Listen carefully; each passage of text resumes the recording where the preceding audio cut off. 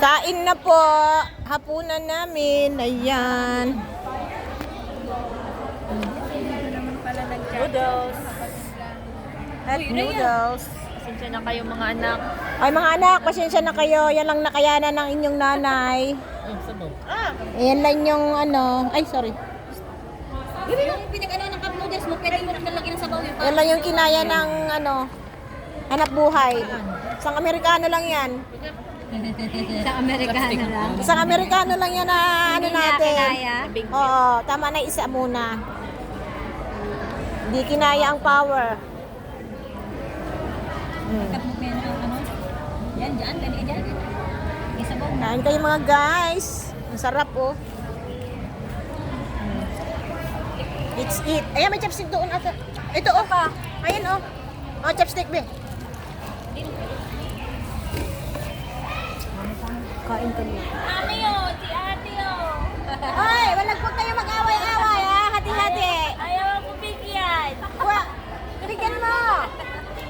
Huwag mong kunin lahat. Mas marami yan sa kanya, usapin niya, sabaw na lang. Ay, bigyan mo ng laman.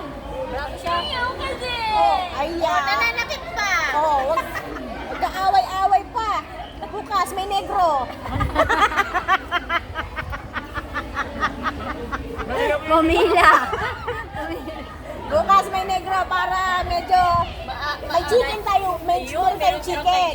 Oo, meron tayong chicken para medyo ano, masarap. Yes. Dilig galing ng mga anak ko nag-aaway-away pa sa ano, kain. Ibenta mo na kasi ito mo. Kami. Sino kaya bibili dito? Sarabo. Hinirapan na ako ng ano doon, babae. Ay, yung babae dun sa ano sa CR. Para siyang ano yun, nagalit na galit sa kanya. Bakit? Bakit daw be? Ito kasi kulit na kulit sa CR na nakapula pa nga, may tao sa loob. Dito buksan, sabi pa lang, bakit di mabuksan yan? Eh, wala namang tao ata. Oh. Kaya binuksan ko, ay damang tawa mo na. Oh. Sabi ng babae, oh.